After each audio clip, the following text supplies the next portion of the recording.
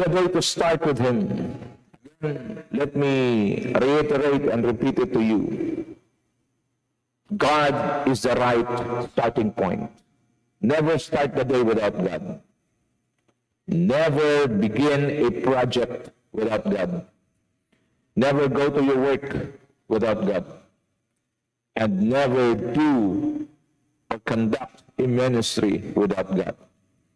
Sa ating pong mga lingkod ng Diyos, mga pastor, never face the congregation without having first a meeting with the King. Because we are just His messengers. The message that we're about to release is the message from the King. That is why every pastors, every ministers of the Word should, or must, allot, ample time to linger and dwell in the presence of the Lord. Because He is the message, we're just behind. We're just a voice behind the message. I pray that this will be our practice every time we do ministry, because we are not fighting against flesh and blood, but we are fighting against spirits. And I strongly believe that the Holy Spirit, God Holy Spirit, works with us, then consider it done. Because our God is not just a champion, He's more than a conqueror, and He can never be defeated. Start the day with God, walk with God, work with God, glorify God, magnify God. That is our job in our everyday life. I am crucified with Christ, dead to self, dead to sin. It's no longer I, but Christ lives in me. Manifest Christ in our lives. The life I live in the flesh, I live by faith in the Son of God who loved me and gave Himself for me. We are living for the cause of God. We live for Christ. I hope clear ito sa bawat mananampalataya na nakikinig ngayon. So we're in the continuation of our study about possessing an active and effective prayer. To begin with, just a sort of review. What is prayer? Prayer is simply talking with God. Yan po ang pinakamababaw na ating natutunan. But it is also the most basic expression of our faith. So every time we pray, we are expressing our faith. This is the breath of our spiritual life. A person can only be considered alive if he is still breathing. Kaya nga sa mga bawat aksidente, kung mayroon man pong mga nangyayari, ang unang chinecheck kaagad ng mga rescuer ay yung hininga. If a person still breathes, he is still alive. But if a person is no longer breathing, he or she will be declared dead. Kaya nga ho, sa ating pananampalataya, mahalaga ho na naintindihan natin kung gaano ka importante ang panalangin. Kasi ang panalangin ay indication na tayo po ay buhay na buhay spiritually. Ang aking pong pakiusap at sinasabi sa mga nakaraang pag-aaral natin, if we intentionally neglect prayer, we are allowing the devil to take our breath away. Napakasaklap pong pangungusap yan. If we intentionally, do not pray, even though we know that we need to pray, we are allowing the devil to take our breath away. That is why marami hong mga buhay na Kristiyano sa laman, pero patay ang spiritual. It is also our lifeline to God. Every time we pray, we connect to our lifeline to God. At nais ko pong linawin ito, may mga nagsasabi, nagtuturo, pag ikaw daw ay mayroon pong problema sa relasyon mo sa Diyos, ang prayer mo hanggang bubong lang. No, it's not in the Bible. Every prayer, reached out to heaven, naririnig ng Diyos. Kaso pag ang nananalangin ay meron pong tinatagong kasalanan o may ginagawang pagkakasala, ito po'y hindi ng Diyos pinapakinggan, kahit na ito'y nakakarating sa Kanya. But the moment you are living a righteous and a holy life, you're doing the will of God, every time you pray, the Lord heard it, and the good news, the Lord already answered your prayer. Yung release na lang nakadepende sa iyong attitude sa paghihintay. Yung ating waiting attitude, yan po ang tinatansya, yan po ang ginagawang basihan ng Diyos para i-release yung sagot sa panalangin mo. Most of the time, yung ating ini-expect ay hinihigitan palagi ng Diyos. Kasi our expectation is not God's revelation. Ibig sabihin, ang ating expectation malayo sa expectation at revelation ng Diyos. Kaya pag ang ating nakuhang sagot sa panalangin natin sa Diyos ay yung galing mismo sa Diyos, hindi yung gusto natin, tandaan ninyo, it is always beyond your expectation. As Christians, prayer is keeping oneself connected with God. Napansin niyo ho? Every time we pray, we keep ourselves connected. We keep our spirit connected to God. When prayer becomes your habit, miracles become your lifestyle. Nagtataka po tayo ng Panginoong Jesucristo nandito sa lupa. Grabe ho ang miracles. Magtataka ho tayo every time siya nagme-minister, hindi po talaga siya nagme-minister ng walang miracles. Yung miracles kay Kristo is just a lifestyle. When I studied it, and I found out because prayer also becomes his habit. So every time na siya po ay nagpagkatapos ng mga ngaral, akit yan sa bundok na nananalangin. Kaya nga ho, ang miracles po ay magiging lifestyle kung tayo po ay gagawin nating habit ang pananalangin. Malinaw? So prayer is the most important conversation of your day. Kaya nang sinabi ko kanina, never begin a job, a ministry, or anything without talking first to God.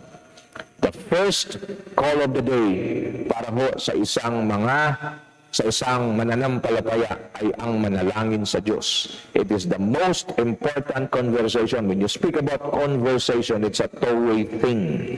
You utter prayer to God, you are conversing with Him, and you open your Bible because God will speak to you through His Word. At pag nasanay ka na po dyan sa ganyang sistema, one day you will hear the audible voice of God. It is true. It will happen because God never changed. He spoke to David, He spoke to Abraham, He spoke to Isaac, He spoke to Jacob, He spoke to Samson, He spoke to the men of God. And God never changes, the same yesterday, today, and forever. Why is it that today we fail to listen to the audible voice of God? Because we are preoccupied with the things of this world. Let us now empty our cup with the things of the world and let God fill our cup today by immersing ourselves in His presence through prayer. Napakita ko rin po noong nakaraan sa Mark 11:19-26, what is God's desire, ito yung ikwento ko na lang, yung Mark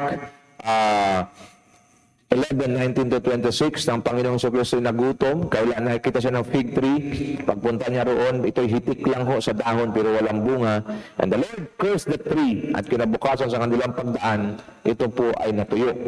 So what is God's desire, Mark 11:12-14, the next day as they leaving Bethany, Jesus was hungry. Seeing in the distance a fig tree and leaf, he went to find out if it had any fruit. When he reached it, he found nothing but leaves, because it was not the season for figs.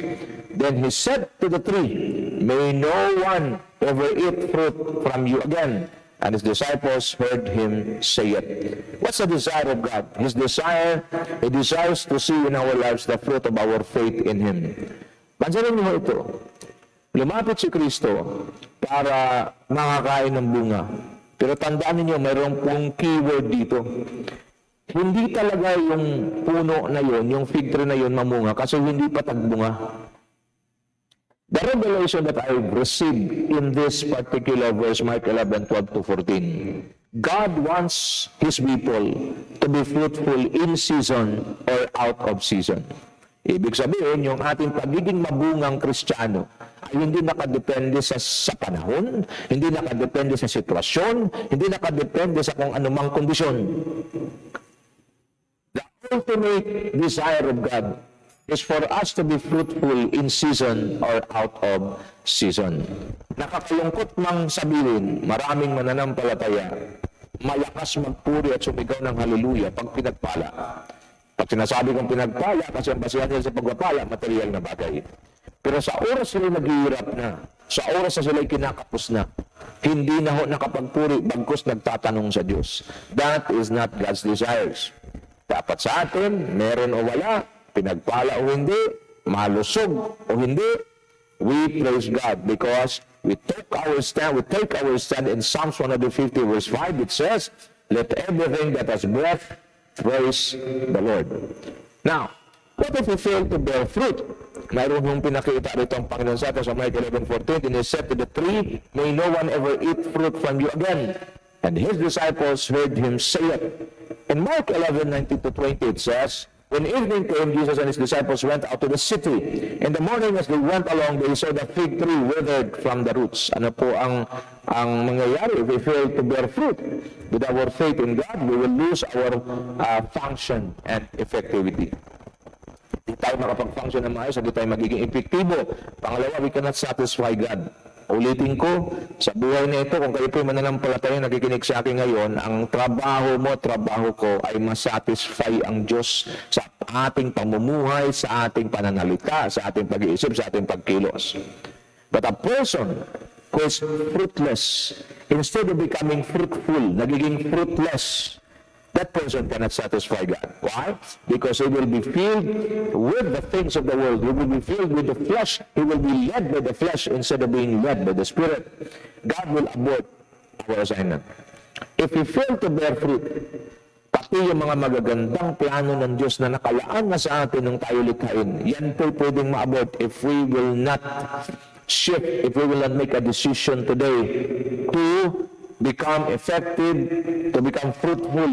Mahalaga ito, yung decision mo at decision ko ang kailangan ng Diyos ngayon. Because if you will make a decision to become fruitful, you will make a decision to leave all fleshly desires, to leave and destroy all the works of the enemy, then you can be, the Lord will release the power to govern, the grace to govern, and the power to prevail in order for you to bear fruit. Your decision is very important today. Now, first revelation about faith, Mark 11:23, truly I tell you, if anyone says to this mountain, throw yourself into the sea, and does not doubt in their heart, but believes that what they say will happen, it will be done for them. So ito yung napakaganda na kapahayagan nyo. Say to your mountain.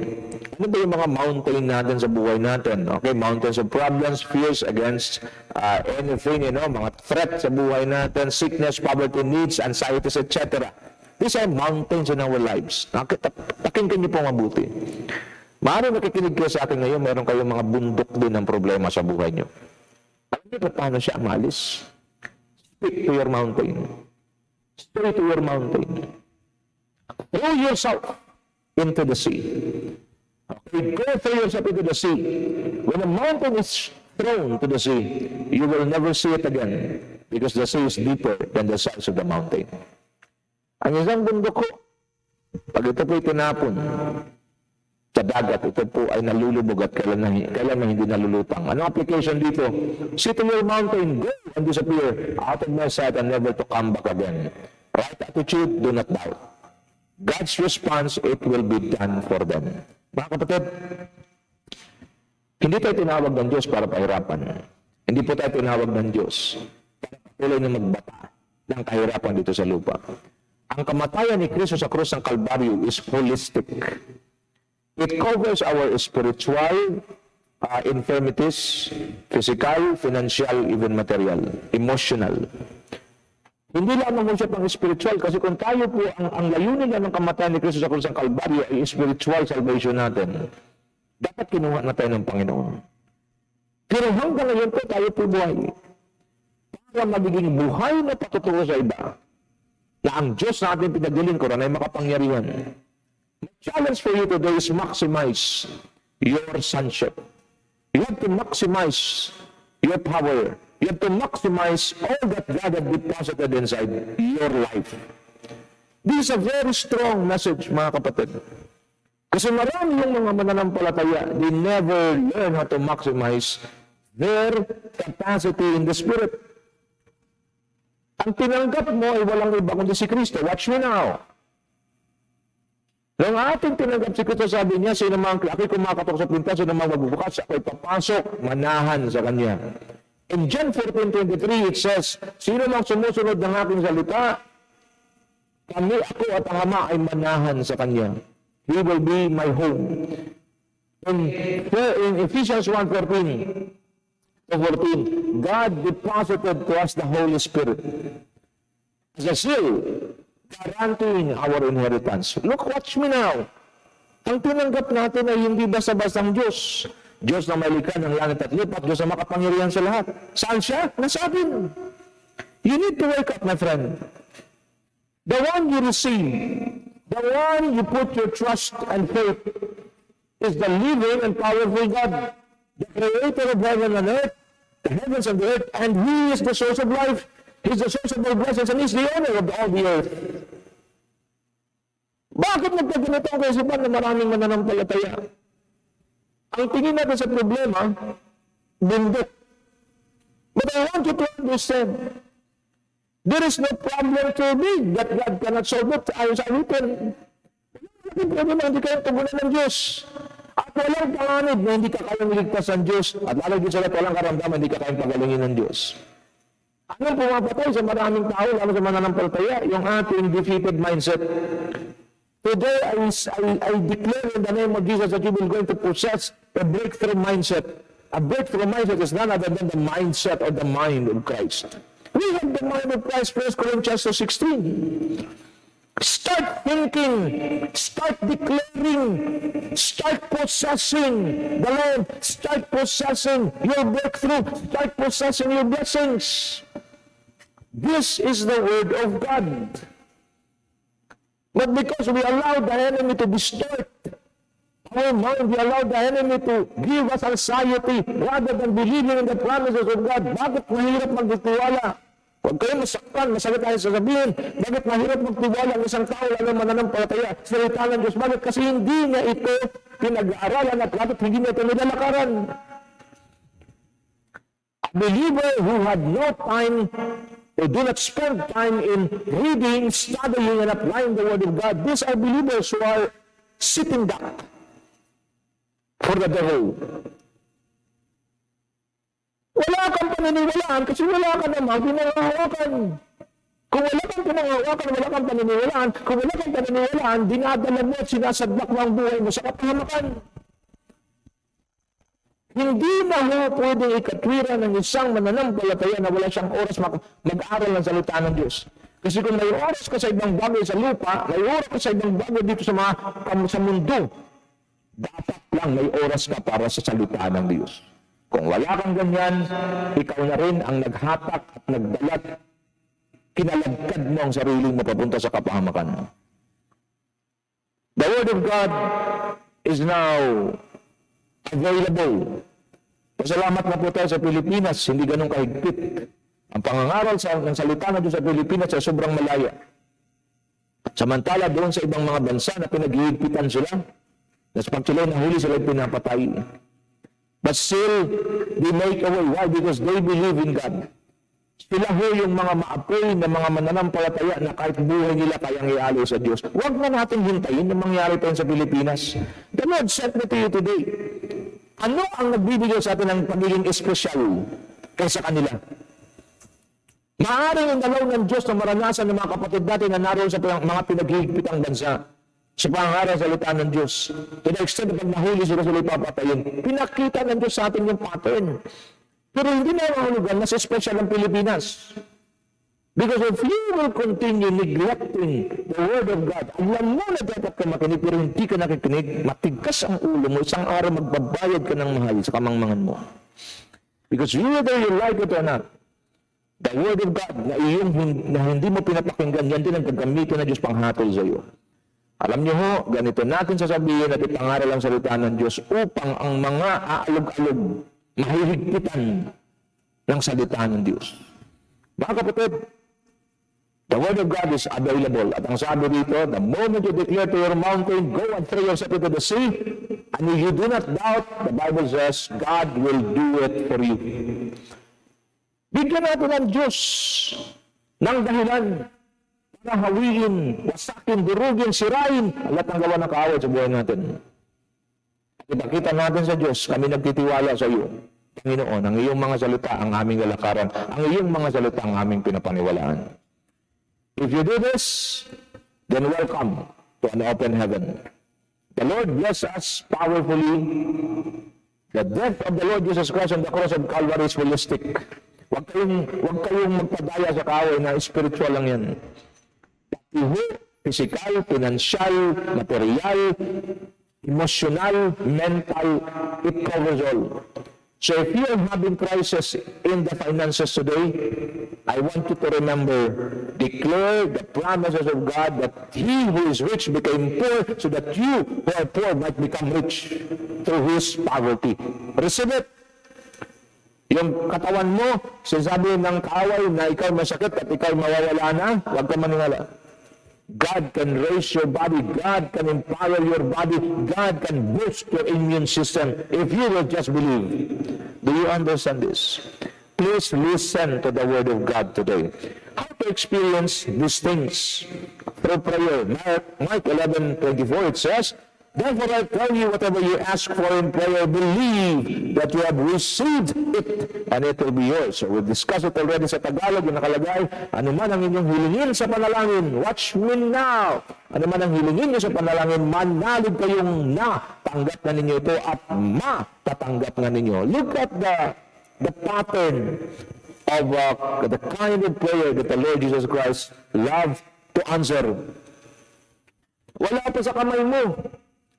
Nandiyan ka, wala po sa kamay mo, pero nanalig ka ng nasa kamay mo na, at dahil yun ang pananalig mo, yun ang pananampalataya mo, ibibigay ng Diyos sa iyo. Ulitin ko sa Tagalog, dandan, read my lips.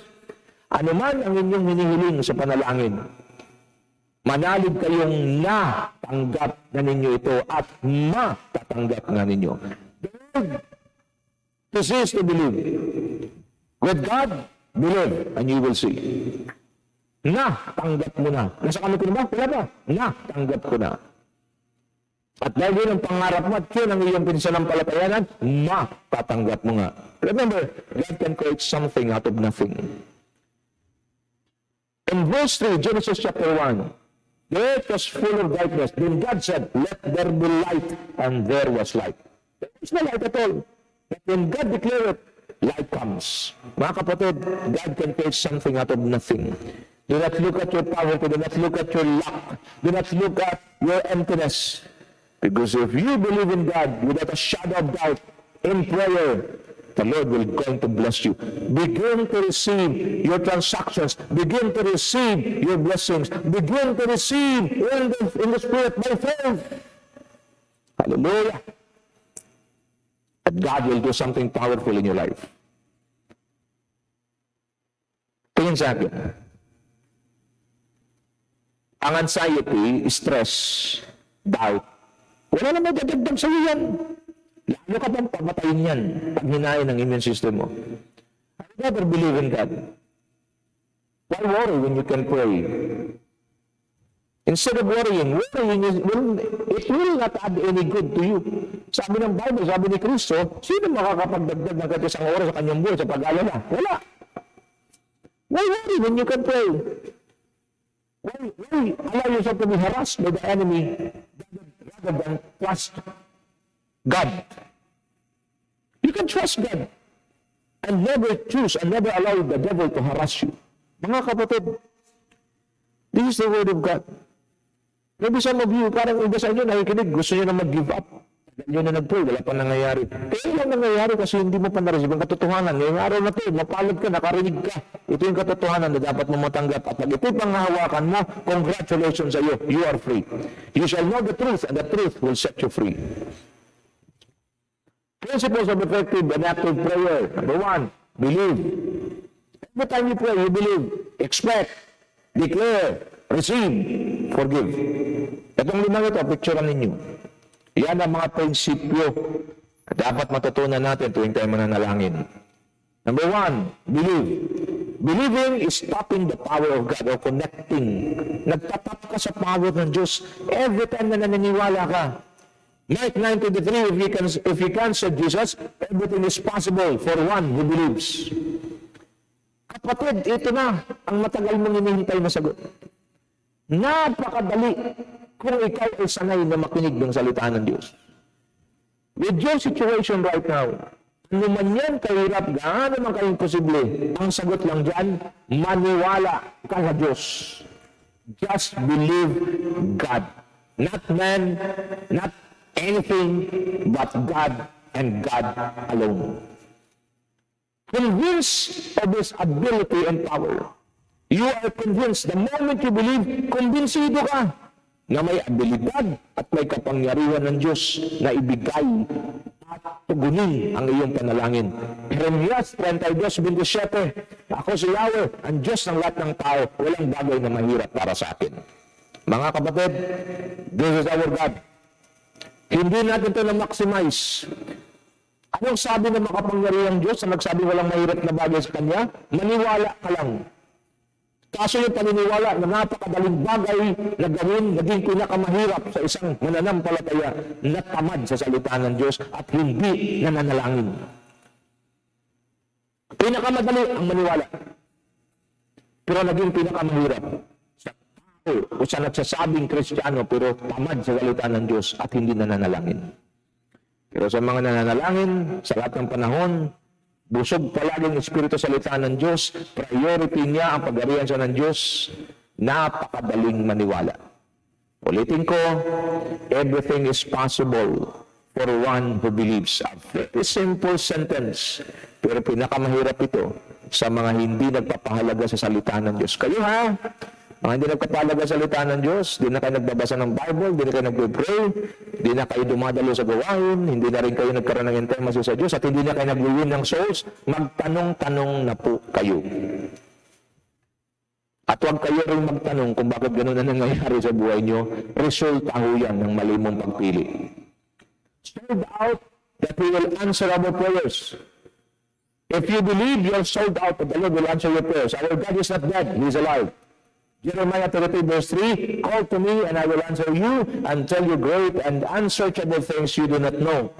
Whatever God's answers to us is always for our good. Romans 8:28, and we know that in all things God works for the good to those who love Him, who have been called according to His purpose. Hindi sa lahat ng panahon yung gusto natin ang ibibigay ng Diyos sa atin. Because we only base our needs, we only base our prayers to what we need or to our needs. Ang Diyos pang nagbigay, hindi po siya nagbibigay ng pipitsugin, hindi rin siya nagbibigay ng tamang-tama lang. Pag ang Diyos nagkaloob, ito ay palaging ikabubuti natin. Kailan mo masasabi na yung bigay sa iyo at sagot sa iyo ng Diyos ay galing sa Diyos mismo, yung sagot sa prayer mo, ito'y naglalapit sa iyo sa Diyos. Tumingin kayong lahat sa akin.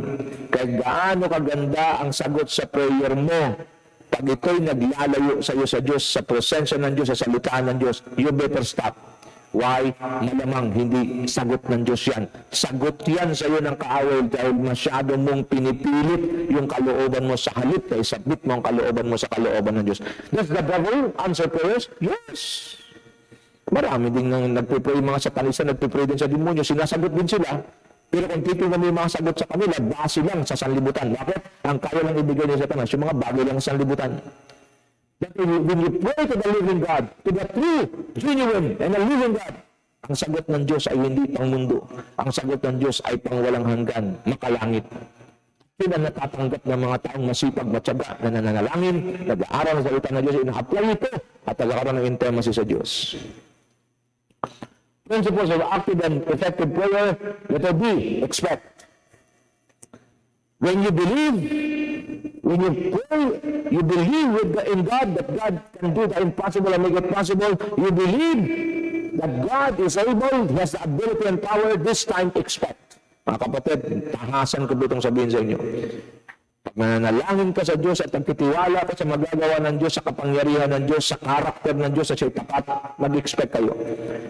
Huwag kayo mag-expect sa tao kasi ang tao po, ang yes ngayon, no mamaya. Yung no ngayon, yes mamaya. Expect only from God. Every time you pray, you expect that God is able, powerful to do and answer your prayer. Start expecting good things and blessings from God. Wala kang katalo-talo. Pag naintindihan mong prinsipyo ng pananalangin, wala kang katalo-talo. Ano lang na-expect mo? Mga mabubuti at mga pinagpalang bagay galing sa Diyos. Hebrews 11:1. Now faith is the assurance of things hoped for, the conviction of things not seen. Ano na-expect mo? Yung iyong inaasahan, mangyayari. At yung iyong pinapaniwalaan, yung hindi mo nakikita, Punong-puno ka ng pag-asa na yung hindi mo pa nakikita, makikita mo.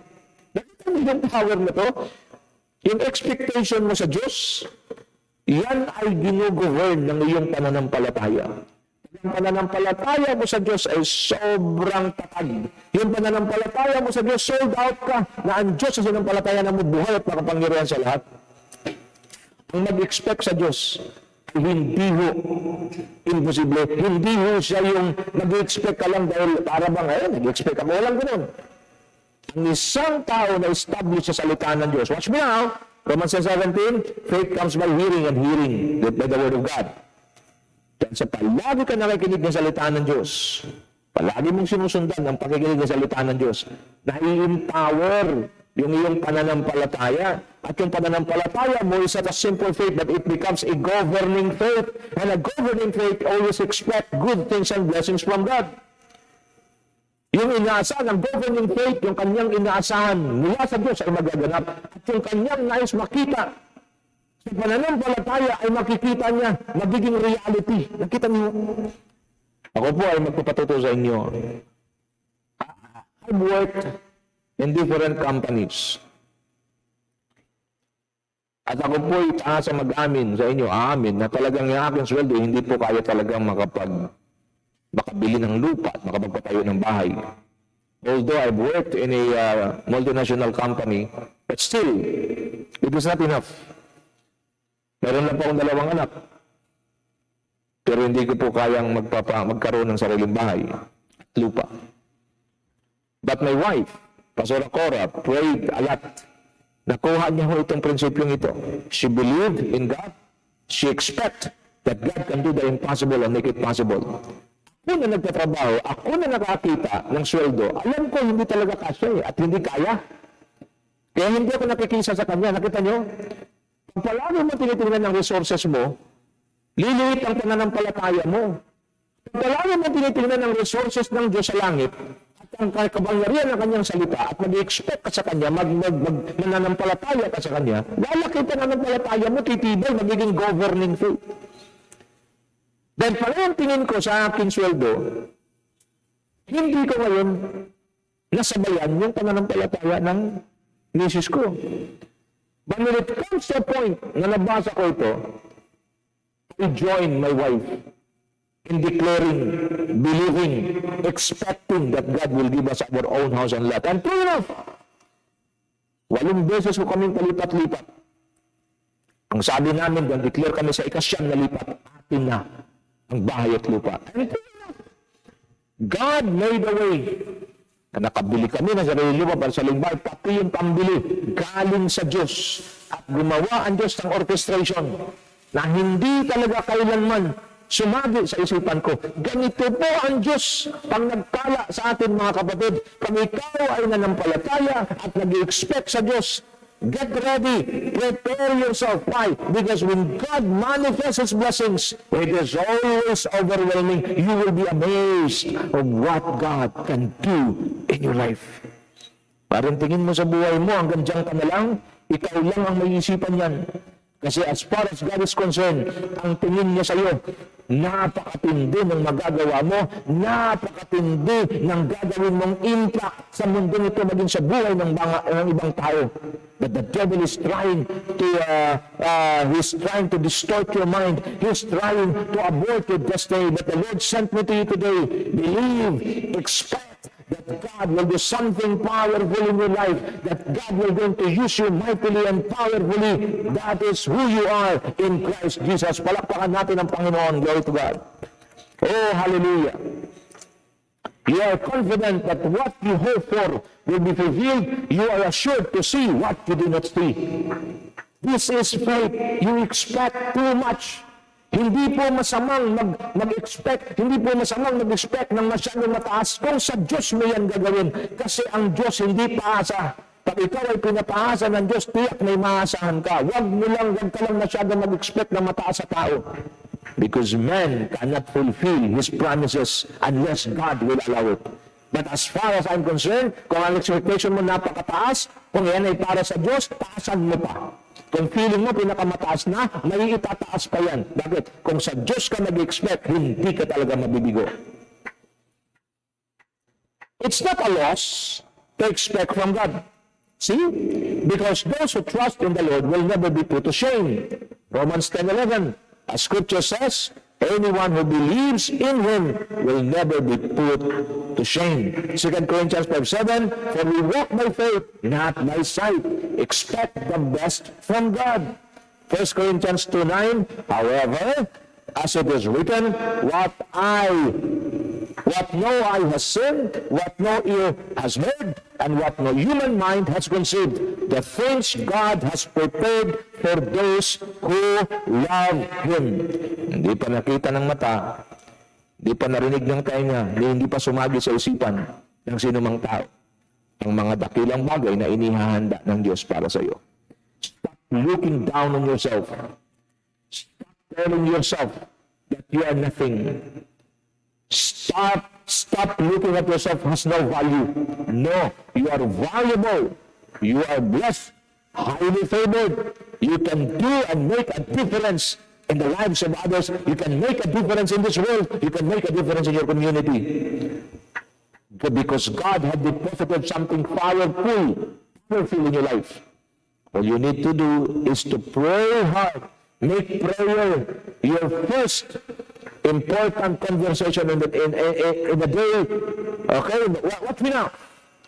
Unahin mo ang Diyos. Paghariin mo ang Diyos sa buhay mo, manalangin ka sa Diyos sa matainting. You pray, believe that you have received it and it will be yours. Believing God is simply trusting, putting your confidence deliberately in His character. Hindi ho tayo nananalangin sa patay na Diyos. Nananalangin tayo sa buhay na Diyos. Nananalangin tayo sa Diyos na nagsasabing, tumawag ka sa akin at tutugunin kita at ipapakita ko sa iyo mga dakilang bagay.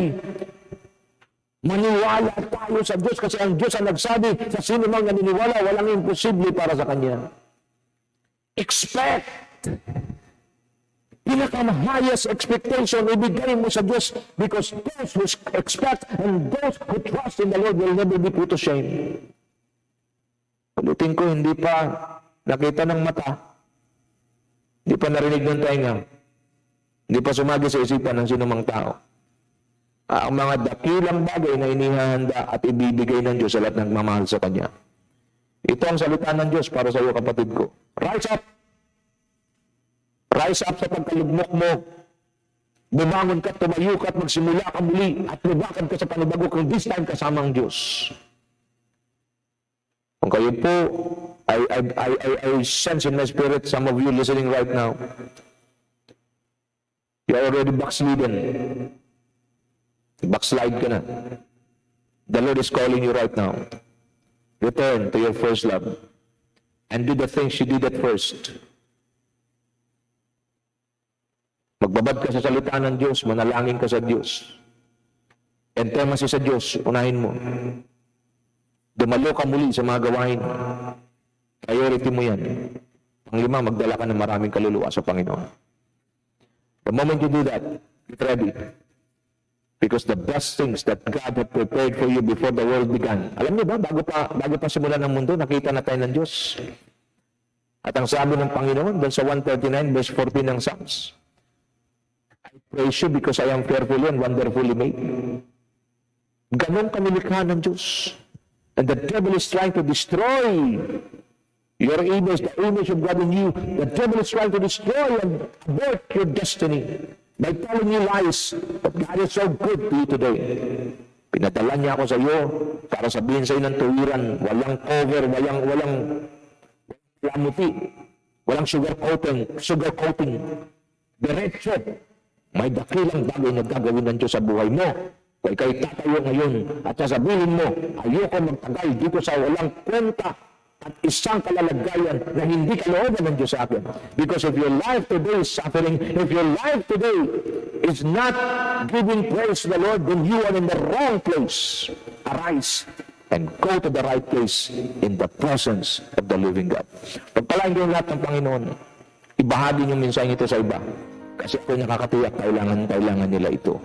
Ang iyong kapagkainan ay mapupuno ng pagkain at kayo maging magbabahagi sa iba at sila magpupuri sa Diyos Saan man kayo pumaroon, samahan kayo ng Diyos. Ano man yung gagawin, palaguin ito ng Panginoon. Ito ang aking dalangin sa pangalan ng Panginoong Jesus. Ang lahat ay magsabi ng Amen and Amen and Amen. Shalom!